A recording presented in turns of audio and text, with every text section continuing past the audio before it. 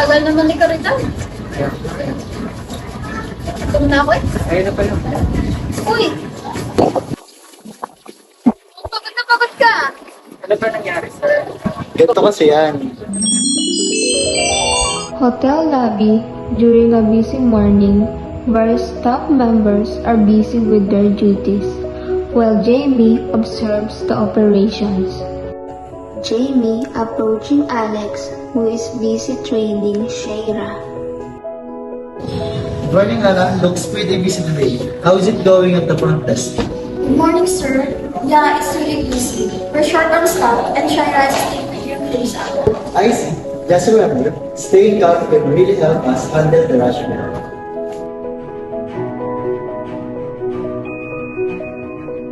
Sam rushes over and looks clearly upset. Hannah, we got a problem. Cass is still complaining because they're busy ready yet. Just a moment, sir. Okay, let's stay calm. Show them the lunch and give them free coffee and I'll do the soup. While walking, Leo approaches Jamie with another issue. Sir, we're running behind and cleaning some rooms because two of our machines broke down. Thanks for letting me know, Leo. Let us focus on getting the room ready for the guests checking in early. Godfrey, can you check on the machines right away? Sure thing, Sir Karutan. I'll handle it. And something else is going. Across the lobby, Ray and Maki are discussing a change in plans. Maki, since we're having a trouble in getting salmon, let's switch to chicken for the event. Sounds good, Ray. I update the event menu. Let the client know. While Jamie was resting, Leona approached him with another issue. Sir, I have something to tell you. There's a small problem in the car here. A customer car got scratched on the balance. Okay, Leonard. Let us fix the guest car and offer them a free meal at our restaurant to make up. Jamie continued his observation again, and then Jamie sees Cassie being comforted by Hannah and Shayla. How are things going with Cassie now? Much better. We moved them to a better room and gave them discount for the next visit. Nice done, Hannah. Keep it up. And how about you, Sheila? How's your first week going? It's been a lot, and I'm learning. Everyone's really supportive. That's great to hear.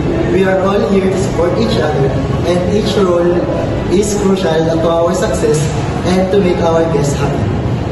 Let's all remember that in hospitality, it's not just about doing our job but also managing how we feel and helping our guests feel good too. When things get tough, take a moment, prioritize, and handle one thing at a time. Our teamwork and calmness are what makes us succeed.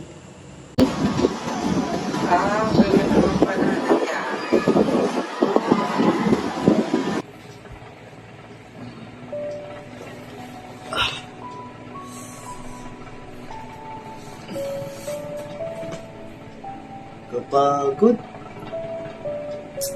Pero worth it din naman yung pagsimulan ko.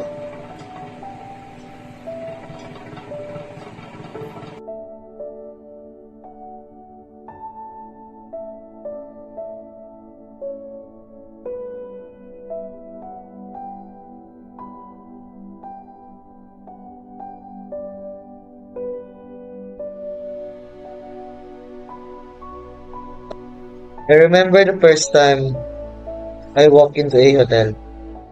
The chandeliers, the uniforms, the hustle and the bustle. It was like stepping into a different world. A world that I wanted to be a part of.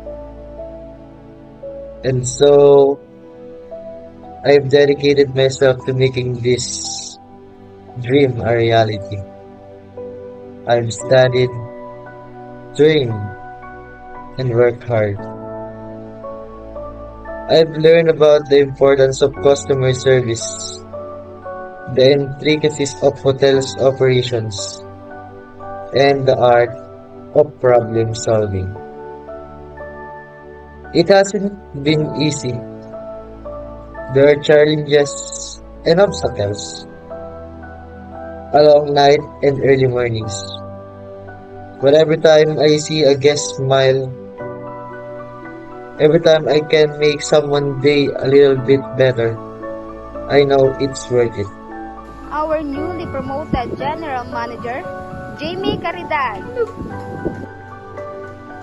My dream is to one day manage a hotel of my own, to create a place where the guests feel at home, where they can relax and enjoy the time away from every day. And I won't stop until make that dream a reality.